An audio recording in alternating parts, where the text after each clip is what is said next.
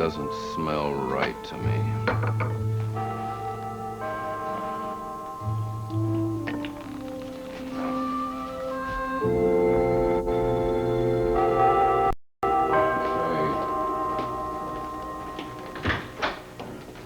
Well, look who's here at long last. I know I'm late. I'm terribly sorry. I hope Mr. and Mrs. Whitney aren't furious with me. Well, Mr. and Mrs. Whitney are still upstairs in the room fast asleep. You know, they had a rough night here last night. I do know. What happened was absolutely awful. When my mother read the headlines in this morning's paper, she nearly fainted. She didn't want me to come back here. That's why I was so late. Oh? Doesn't look any different. Except for your mess. Well, there are no reminders of what happened here because I took the time to put the place back in shape while you had the morning off. Only I didn't do a very good job of getting the bloodstains out. Bloodstains? Yeah, you're standing right on them. Why don't you see what you can do about that? First thing. Me? Sure. Try club soda. I heard somewhere that just might get the job done. All right. I'll do my best. Oh, listen, I want you to keep yourself available. I think the police are going to want to talk to you. The police? What for? Well, you got to admit that it's very interesting that the house gets robbed on your first night off. That was just a coincidence. I'm glad I wasn't here. Hey, look, you're standing on the bloodstains again. You know, someone just might get the idea that you were in cahoots with that burglar. That's crazy. How can you even think such a thing? Oh, come on, Chrissy. You can tell me. Of course I wasn't. Well, Mr. Whitney didn't seem to mind that I took the night off. What did you say? When I asked him if I could take last night off instead of my regular day, he said it was okay. In fact, he insisted on it.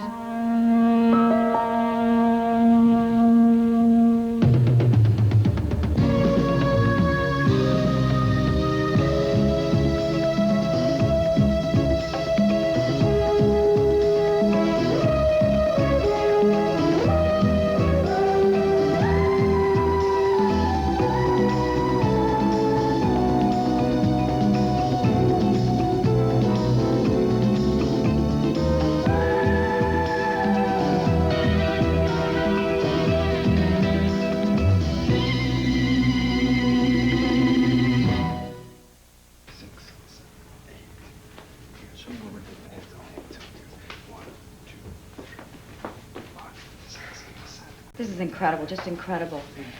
Guys, have you seen the paper yet? No. Look at this.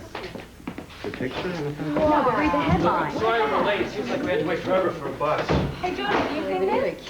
Hey, I thought I'd come in here, hear the music, see you halfway through the opening number. I don't believe this. Come on, it's not a reading room. Break it up. Did you see today's headline? Yeah, I saw it. Why didn't you tell me about this? Scott Whitney actually shot and killed this man. I'm sure it'll be great publicity for the Whitney Dance Company. Hey, everybody, I got an idea. Why don't we come up with a dance number called The Burglar? Yeah. Great idea. 7, 8, and 1. Oh, great. Oh, I love it. Okay, guys. Okay, ready? Whoa. It's like 1, 2. Yeah, all right.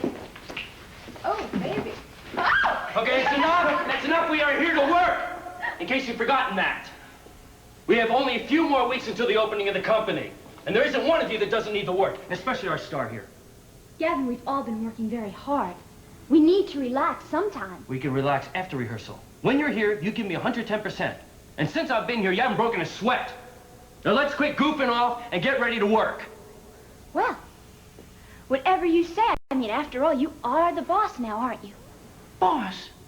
What are you talking about? What do you mean, boss? We are here to create something together. And we need all the work we can get until the opening night. And that includes you, Star. Okay, boss. Whatever you say, boss. I'll be right back. I'm going to get changed now, boss.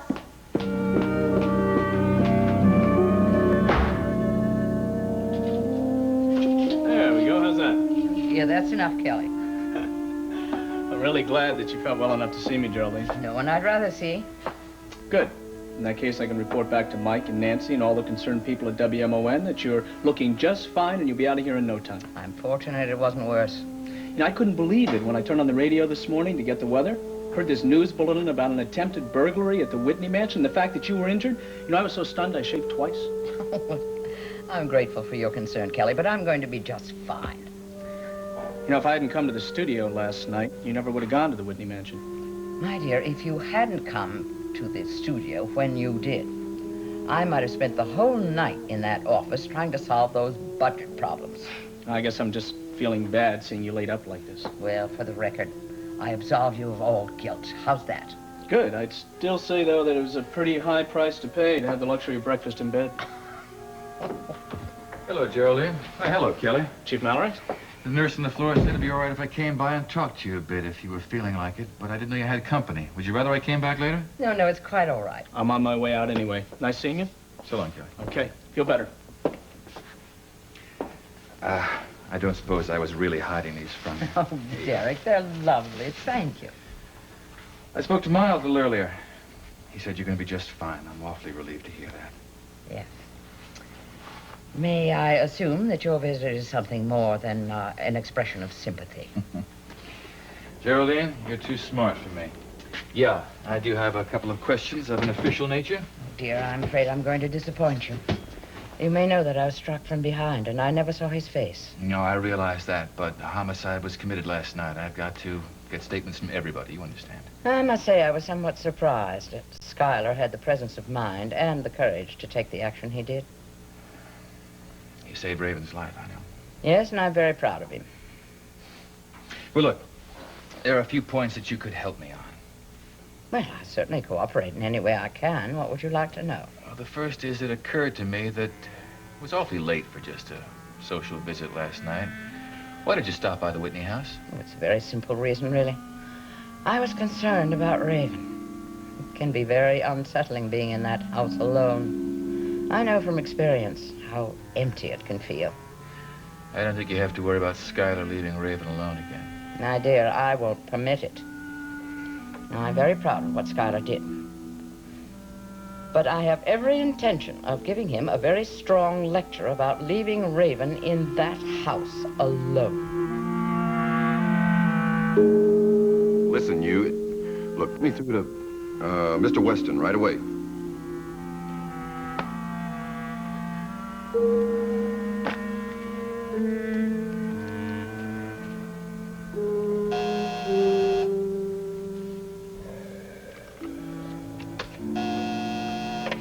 Yes, Jody, what is it?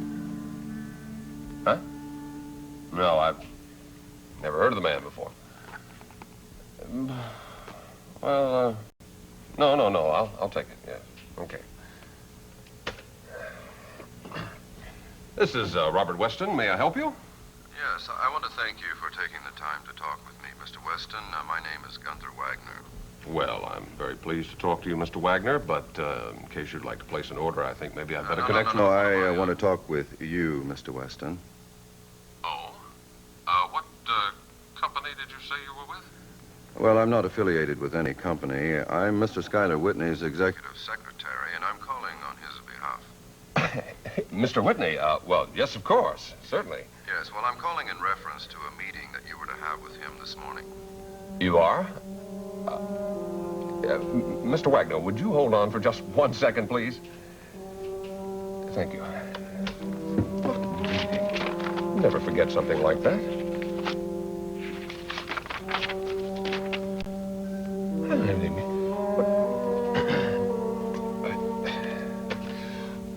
Mr. Wagner, I'm afraid there's been some mistake. What do you mean? Well, I was just going through my desk calendar, and I didn't have a meeting scheduled with Mr. Whitney this morning. Are you sure, Mr. Weston? Oh, I'm positive. Perhaps you just got your signals crossed, huh? Now, you are Robert Weston, manager of Northern Machine Tool. Oh, yes, indeed. Yes, I'm Robert Weston, all right. Yes. Huh. Well, let me get this straight. Now, You had no plans to meet with Mr. Whitney at all today? Mr. Wagner, in all the years I've been running this plant, I've never had the pleasure of meeting Mr. Whitney, even though he does own the company. No. Well, thank you, Mr. Weston. I'm very sorry to have bothered you. Have a nice day. That's perfectly all right, Mr. Wagner. Thank you very much. Same to you. It was a nightmare. 22 people. Some party. I cooked all day. Linguine, fettuccine, rollatini, ossobuco. Sounds delicious. It was awful. The food? The spots on my glasses. Even the silverware had spots. Yeah, I see what you mean. Spots. Spots for 22 people. And when they've got spots, they're disgusting. I felt like a unmade bed. In front of all those people. Nothing's worse than a dishwasher full of spotty dishes. That's why you need Cascade. Cascade sheeting action leaves dishes virtually spotless. And when they're virtually spotless... This time I did it right. Cascade. Beautiful. What are you serving? Pizza. Pizza. For virtually spotless dishes, nothing beats Cascade.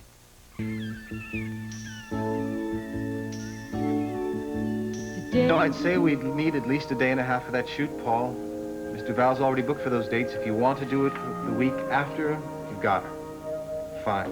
I look forward to working with you again. See you. Another job, Carlo? Yes. Cara Perfume is doing a spread for the Sunday papers, and they are convinced that no one looks as lovely next to a bottle of perfume as you, my dear. I'm flattered. You learned your lessons fast and well, Martine. I'm not exaggerating when I say that you are becoming my most popular model. I bet you say that to all your models. Right, Valerie? Well, I have heard him express those sentiments before.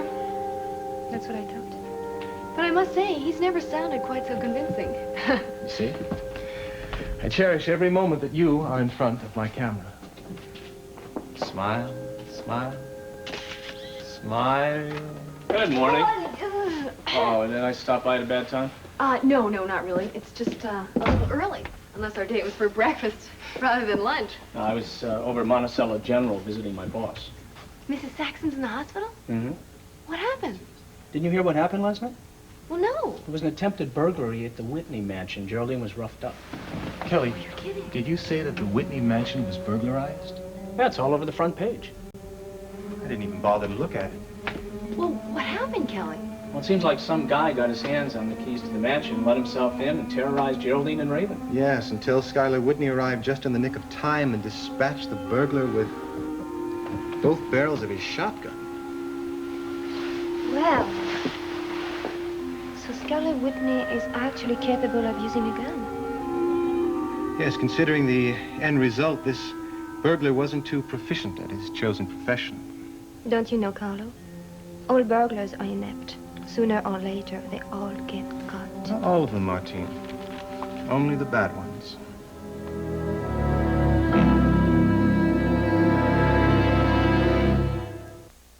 I remember when I could barely do 6 sit-ups. Today, I'm teaching aerobics. Now that's a change for the better. I used to buy separate detergent and fabric softener. Today, Bowl 3 detergent plus fabric softener is all I buy. I know, 1 product instead of 2. Look, Bowl 3 got a towel like this, really clean, really soft. And I'm not stuck with static here or here. Bowl 3 leaves everything in great shape. A change for the better. Bold 3.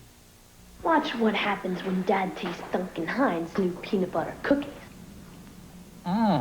Let me look at the bowl. There's no bowl. You put real peanuts in them. Where's the bowl? There's no mixing bowl, Howard. For years, you've baked with Duncan Hines. Now Duncan Hines bakes for you. You know there's no bowl, but rich peanut butter and fresh peanuts bakes up that homemade lick-the-bowl taste. You let the kids lick the bowl. Have another cookie, Howard. New Duncan Hines peanut butter cookies taste so homemade. You'll want to lick the bowl. In an hour or two, these streets will be teeming with people, all going after the same thing, the American dream of success. But while there are millions of men and women chasing the American dream, there's only so much of it to go around, which is why you should subscribe to the Wall Street Journal. Each business day, the Journal gives you a real competitive advantage with comprehensive news coverage, analysis, ideas you can put to excellent use in your work. and business information you won't find anywhere else. Of course, you don't have to subscribe to the Journal, but in a very short time, these streets will be filled with people who do. Call 800-527-9800 for this new Journal offer. 13 weeks for just $28 with a money-back guarantee. 13 weeks, $28. Phone 800-527-9800 now for the Wall Street Journal. There seems to be little point in Mr. McGrath going all the way over to the TV studio only to return in such a short while, so if you care to take an early lunch, Valerie, you have my best wishes. Well, Carlo, didn't the Jorgensen people just call? Wanting those contact sheets this afternoon? I should be in the darkroom developing that film. Go. Have lunch. Well, I'll do it when I get back. We're just going down the street, so I won't be long. Goodbye. Have a good lunch. Thank you. Shall we get to work? My sentiments exactly. They make a handsome couple, don't they? Yes. I bet you're wishing for them to have a mad love affair. Love is a government plot designed to keep society in order. It's brilliant. My, we are cynical, aren't we? This bitterness is only temporary, my dear. You're just feeling the effects of being burned by Schuyler Whitney and then by Gavin Wiley. A little less analyzing, a little more picture-taking would be appreciated. All right, this isn't working. Stand up. Stand up. Raise your hand.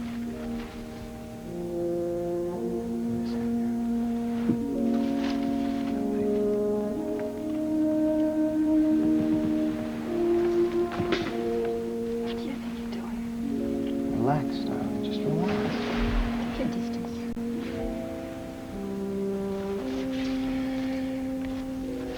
I think I'll, take care of those pictures.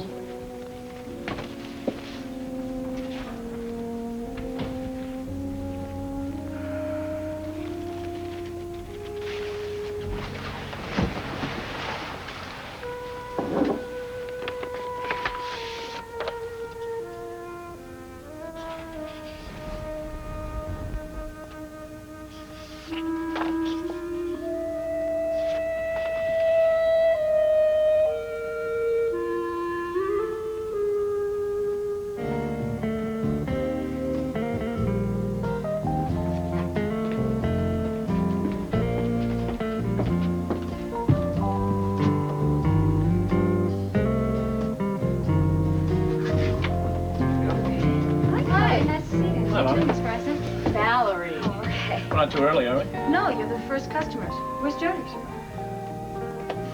Well, come sit here. Thanks. Thank you. Yep, we're fine. Do you know what you want, or do you want me to come back? Oh, no, don't go away. We're having a short lunch. Okay. Valerie, did you see the first picture in our celebrity corner? Oh, hey, that's a nice one. Yeah, I think it's a terrific picture of Gavin. Did you, happen to take it? I can't take credit for it. My boss, Mr. Crown, took it. Oh. Listen, do you think I could, ask you for a favor? Well, sure. What can I do for you? Well, could you get me a copy of that picture? I'd really appreciate it. If it costs anything, I'll pay you back. Oh, hey, don't worry about it. We'll have a negative in our files. Give me a day or two. I'll see what I can do. Great. I'm all set Thank to you. order. How about you, Val? Yes. I would like a cup of tomato soup, tuna on whole wheat, and coffee with the sandwich. Now I have a fruit cup, a Sid steak burger, medium rare, and a glass of water. Okay. Soup sandwich, steak burger coming up. Thanks. I wonder why Bobby wants a picture of Gavin. I got a hunch that Bobby would like to start a celebrity corner of her own. Yeah, I see what you mean. Well, so what did Mr. and Mrs. Carr say about the news about Mrs. Saxon? Well, Nancy heard about it the same time that I did. She was upset. So was Mike, I guess, but I didn't see him. He left early. Mm. He left early so he could check on those mysterious numbers in your father's letter. What do you mean? Well, as you know, they're 6 hours later in Europe, so he wanted to get a jump on it, contact Draper Scott, relay the information to the investigating team he's heading. Well, what are they going to do with it? Mike wants Draper to check every bank in Switzerland. He's still convinced that that date in your father's letter is a Swiss bank account in disguise. You know, I am beginning to wish that I never mentioned anything about that letter. Why? Because the last thing I need right now is more bad publicity about my father. He's gone. Why can't they just let him rest in peace?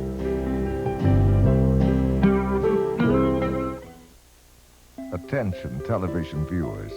Can you spot the single most stunning detail on this genuine full-length ranch fur coat? You can't see it. No one can. It's the price tag.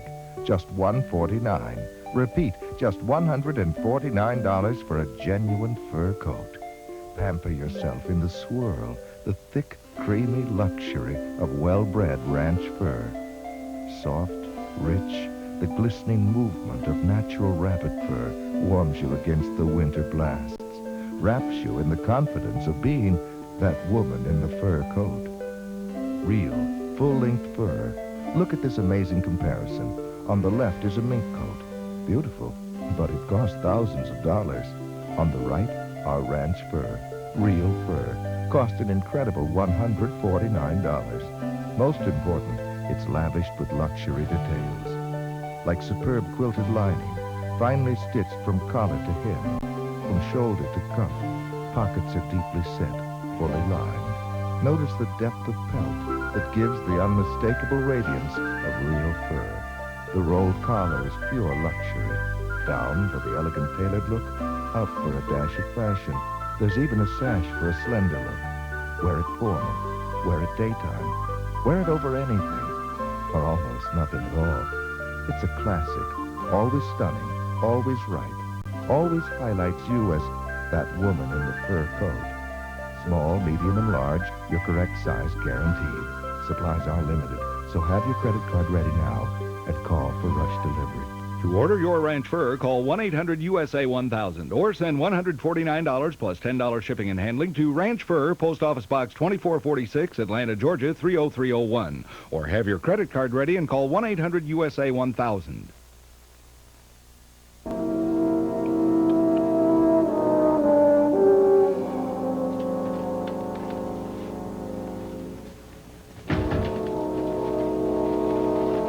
Well, hello there, Colonel. Sit down. What can I do for you?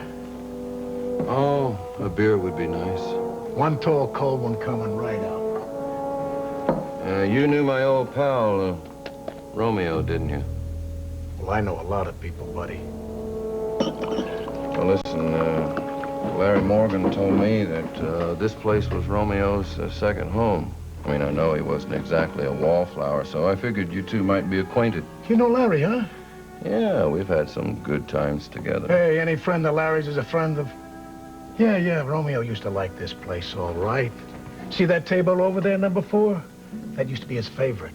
He used to sit there for hours just checking all those beautiful chicks. He was some operator, I'm telling you. Yeah, he must have been some good customer. I'll bet you're very sorry he's been off, too.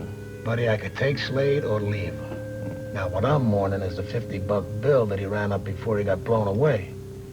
I don't think he mentioned me in his will. Well, I'll tell you what I'm going to do for you. Just to prove how good of buddies that Romeo and I was, I'm going to take care of his tab for him. That's very, very generous, my friend. Very generous. Thank you. You know, my pal Romeo may be dead, but I don't want him to check out of this world like some kind of deadbeat. Hey, buddy, anytime you would like to open up an account here, all you got to do is say the word. Yeah, listen, I just might do that. You know, I heard that Romeo had a lot of good pals here, like Sammy Wheaton. Oh, yes, Sammy used to show his face around here from time to time. When he wasn't doing time from one of his penny ante scams, that is. You know this guy? Nah, that guy's a stranger. No. Take a good, long look. Huh? Yeah, but I'm not good at remembering faces. Hey, you know, come to think of it, this guy does look familiar. Then you think he's been in here? No. But you know, Romeo did have a little confab at number 4 the other night, and this dude was wearing dark glasses, and I think it could have been him. Dark glasses? Yeah. Hey, you know, I gotta run down and get some booze there. Why don't you stay right here? When I come back, I'm gonna freshen that up for you on the house. How does that grab you, huh? Yeah, hey, listen, thanks a lot, huh? Oh, man, it's nothing. Yeah. I'll just bet you were the guy, Mr. Whitney. Yeah, you were Romeo's friend, all right.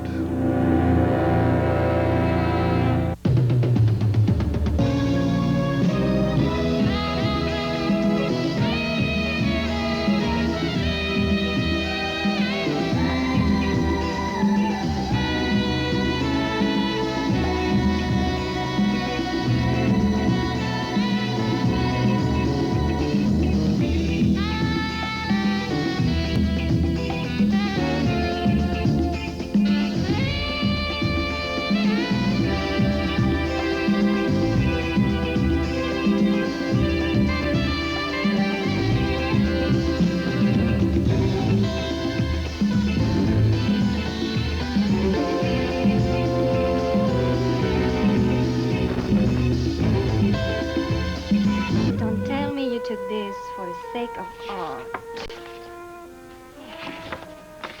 Martine, did you ever see these pictures? With you in front of the camera and me behind it, we cannot go wrong. You really do take some very interesting pictures, Carlo. Yes, it looks like I will have to bring in some magazines to keep you occupied while I'm busy. Don't bother. How could I be bored when I have such fascinating material, such as this, to look at? Yes, they are good, aren't they? Especially for someone who doesn't specialize in architectural photography. Oh, I see. These are architectural studies. Yes.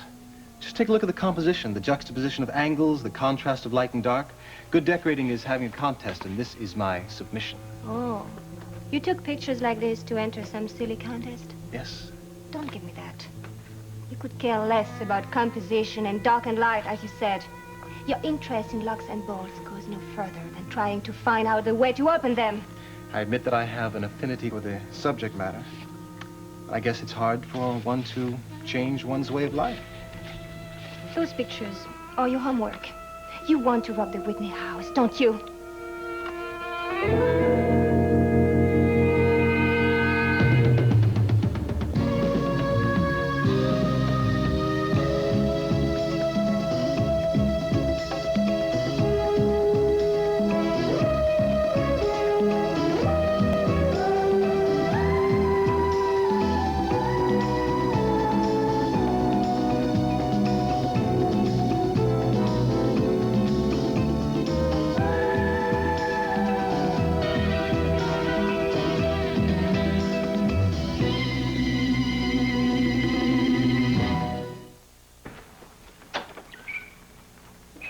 Don't you believe in calling ahead, Detective? Gunther, I told you when I talked to you last night that I'd be in today to ask some more questions. I'll be as brief as possible. Look, all you did was manage to waste a couple of gallons of police department gas. The Whitneys aren't here. They had an appointment with their decorator. They left about half an hour ago. No problem. I'll catch up with them later. Oh, good. I'll tell them that you called. Have a nice day, Detective. Gunther, you said last night that the maid, Miss Christina Summers, would be in today. Is she here this morning? Yeah, she's out in the kitchen burning lunch. Oh. Well, I'd like to speak with her. Look, I already told you that the kid had nothing to do with the break-in. Well, I'd like her to tell me that herself, Gunther. All right, you want to talk to her? Be my guest. Only, don't be too rough on her because she's a little strange. Strange? How? I think she's got a couple of screws rattling around upstairs, you know? Like, the questions that she answers aren't always the one that you ask.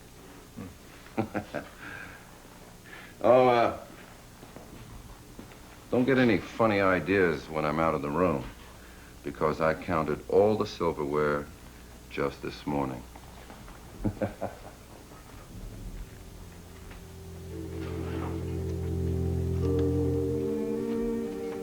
Raven Whitney, you are truly a beautiful woman.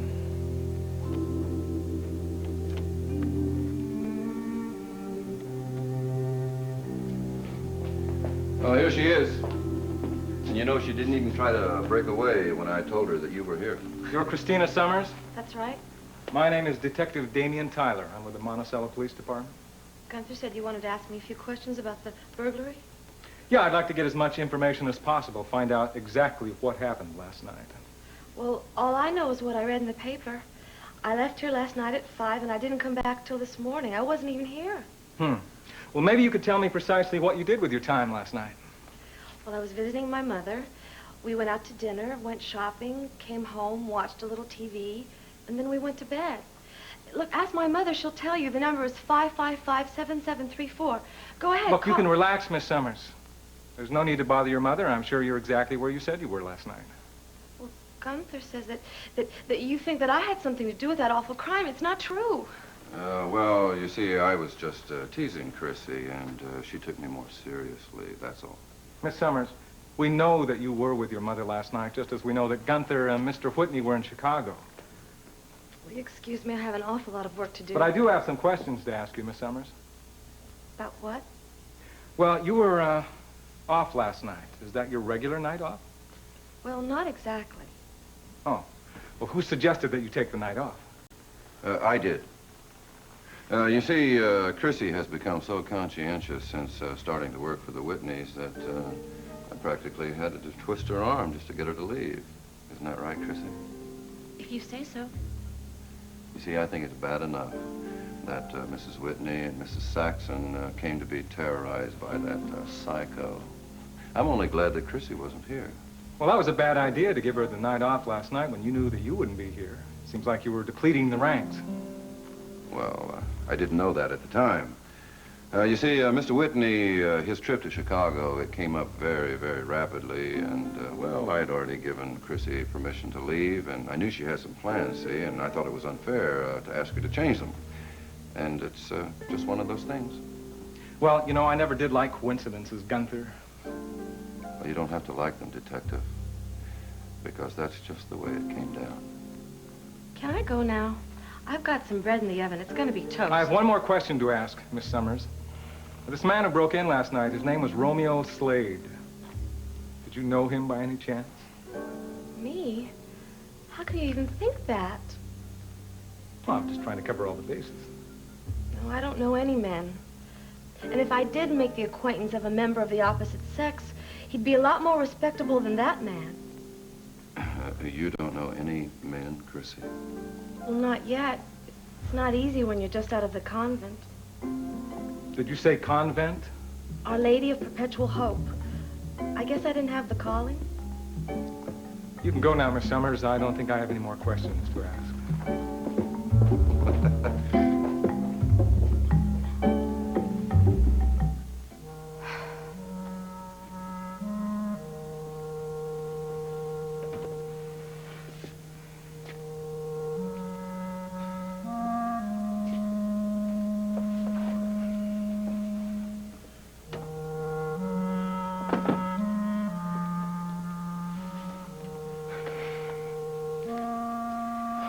I owe you an apology. I owe you one. I acted like an A1 spoiled brat. I shouldn't have run out on the company like that when they were starting a rehearsal. I gave you plenty of motivation for you to react the way you did. No, look, I shouldn't have gotten that upset. I shouldn't have come down on you the way I did in front of the entire company. No, you made a lot of sense. And we both know that. Look, you've tried and tried and tried, but it's not enough. You want me to be better than I am. You want me to go out on that stage next week and dazzle that opening night audience. We still have time to work. You'd go to the wall with me, wouldn't you? Any day of the week. Kevin, you're terrific. But I know you don't want me to go out on that stage. Jody, if you do get up and things don't go well on the stage, it'll hurt you. I don't want you to be hurt. I love you too much for that.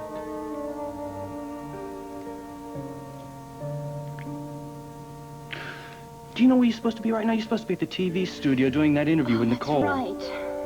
Oh, Gavin, the last thing I want to do is go on TV and tell everybody how happy I am to be opening the Whitney Dance Company.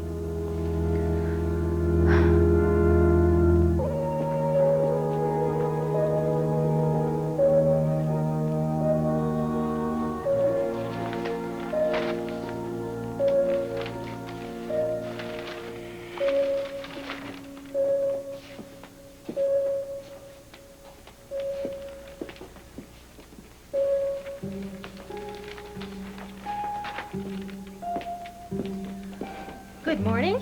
Hello. All set to do battle for your client, I see. That's right. Well, I just hope this thing doesn't take too long, that's all. You look bored already. But when you've been to as many of these preliminary hearings as I have, you know, sometimes I wonder why I didn't go to law school as opposed to the police academy. Think you could have made it?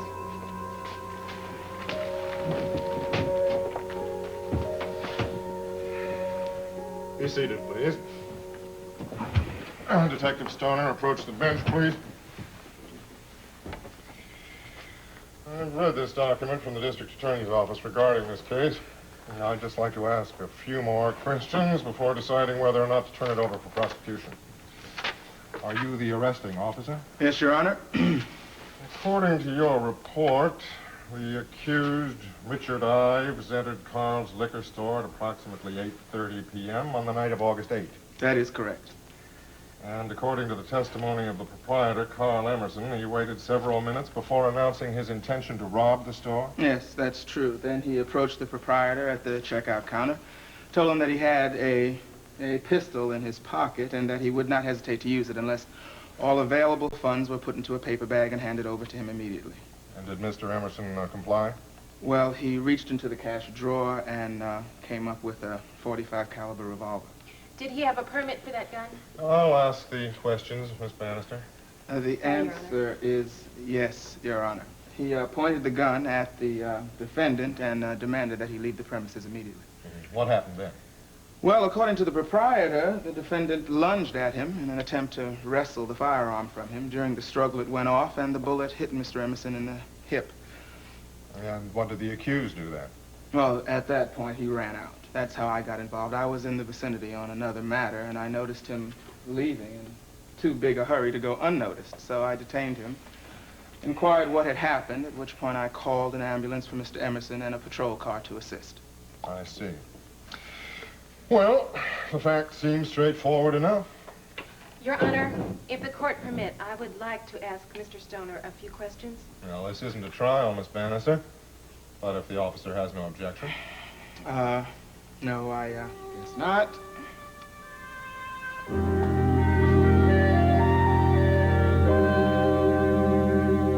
Mr. Emerson pulled that gun and pointed at Mr. Ives. He simply asked him to leave. Well, that's what the proprietor told me. I wasn't there, of course. Isn't it possible that he did more than simply ask him to leave? Well, such as what? Your Honor, I would like to submit that the proprietor, Carl Emerson, used these exact words. Say your prayers, Sonny, because you're dead. Well, how would I know that? How would anybody know that? But there is something you do know about Mr. Emerson, isn't it? Wasn't he robbed several times in the past? Yes, that's true. That's how he got his gun permit. And in fact, he used that gun on at least 2 other occasions, wounding one would-be robber critically. Well, yes, I'm aware of that, but in neither of those occasions was he the offender. Detective Stoner, you know Carl Emerson. You know something about his reputation. Well, I know he doesn't like to get robbed, Miss Bannister. No, I'm sure he doesn't. However, hasn't he boasted several times in the past that the next guy who came into his store wouldn't live to tell about it? I suppose I've heard something like that, yes.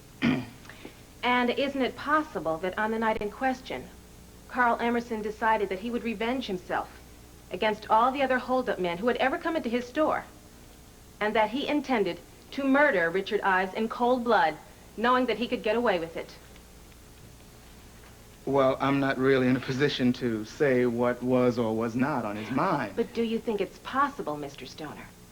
Because if it is, then when Mr. Ives realized Mr. Emerson's intentions, his action of trying to wrestle the gun away from him is clearly an act of self-defense.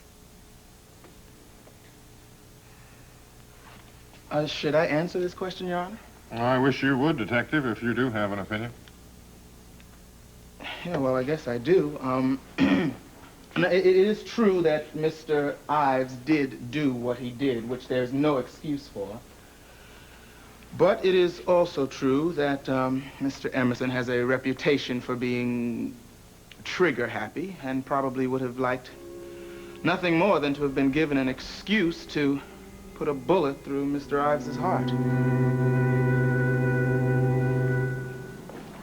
Jody, will you please relax. Now, this is just going to be a friendly little interview. It probably won't last more than 3 minutes of airtime. Jody, where do I sit? Just sit right here. 3 minutes. That's 3 minutes too much.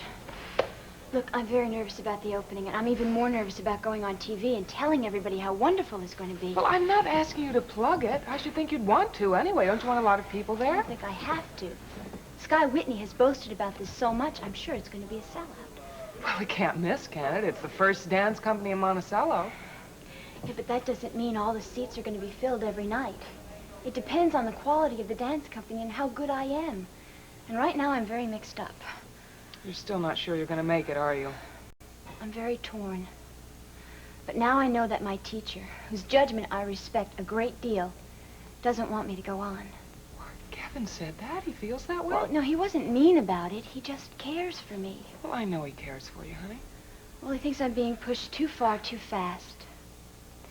Look, I hate the idea of disappointing so many people. But I can't figure out if I'll be disappointing them more if I quit or if I go on. That's why you don't want to go through with this interview, isn't it? Now I'm disappointing you too, aren't I? No, you're not disappointing me.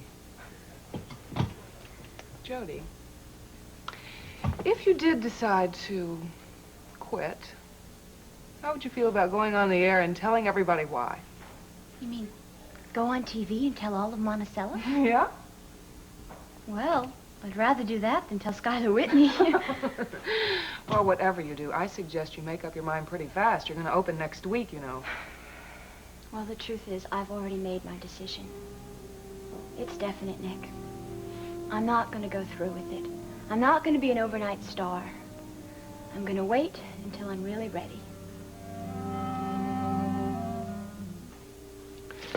Martine, there is no reason for you to get all worked up. Your suspicions are totally unfounded. Well, I don't believe you. And I want to know, are you going to rob Skylar's Whitney Martine, house? I have a whole new life. I have no need, nor do I want any of Skylar Whitney's baubles. You're not after his baubles. You don't care for his money. You want something else. Such as? Revenge. You want to even the score with Skylar Whitney for what he did to you in Paris. That was a long time ago. I don't even think about it anymore. No. You've never gotten over that night. The humiliation of being caught. Pictures. I got away, didn't I? That's all that counts. Yes, you remain free. The price was high. He treated you like dirt. And the final humiliation was to see Sky take your place in my life. That was then, and this is now. And nobody is going to take my place in your life ever again. Nobody.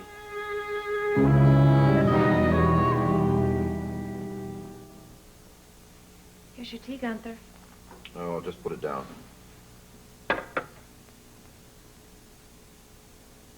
You want something, Chrissy? I'm curious, Gunther. Why did you tell Detective Tyler that you told me to take the night off? Well, you had a legitimate alibi, and I didn't want the good detective to suspect you of any wrongdoing. But Mr. Whitney said it was all right. He said it was perfect. Well, I was just thinking of our employer. You know, I've got a little tip for you, Chrissy. Follow my example. Now, you can go a long way in domestic service if you think of your employer a little more often. Now, our boss is a very busy man. Now the cops won't be bothering him with questioning. I've saved him the time and spared him embarrassment. Now, everybody's happy, right? Yes, I see. Well, I'm glad you got it straight. What are you going to be doing the rest of the afternoon? I was just going upstairs to straighten up the bedroom. Well, I want you to take care of this grocery list first. And I don't want you to come back here this afternoon until you've gotten every item on that list, okay? I have to go into every store in Monticello to get all this. Oh, well, you do that. Oh, Chrissy, have fun. And if you're smart, you keep your mouth shut.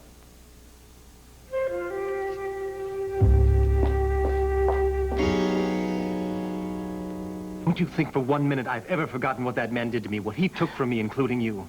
Now, I may have robbed his house, but that man committed crimes against me which I cannot begin to forget or forgive. You have no choice. Choice? I paid the price. Now let him pay one. You can't. Don't you see what happened to that burglar? That burglar last night was in a whole different league, baby. I'm a whole lot better. He's dead. Don't you understand? He's dead. Yes, and you don't want to see the same thing happen to me, do you? No, I don't. Don't you? So you care.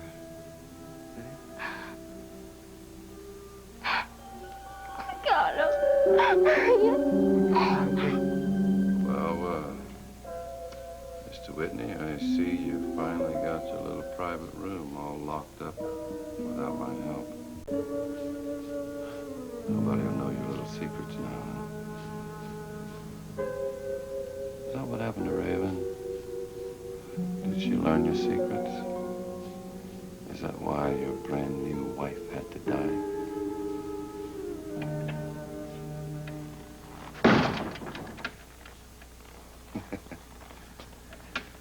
Well, now let's just find out what you're hiding inside this room, Mr. Whitney.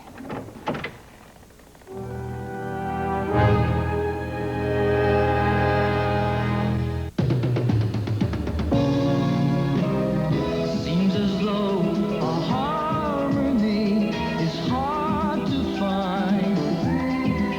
Always on my mind. And frustrated days pass without sight. The edge of night, half dark, half light.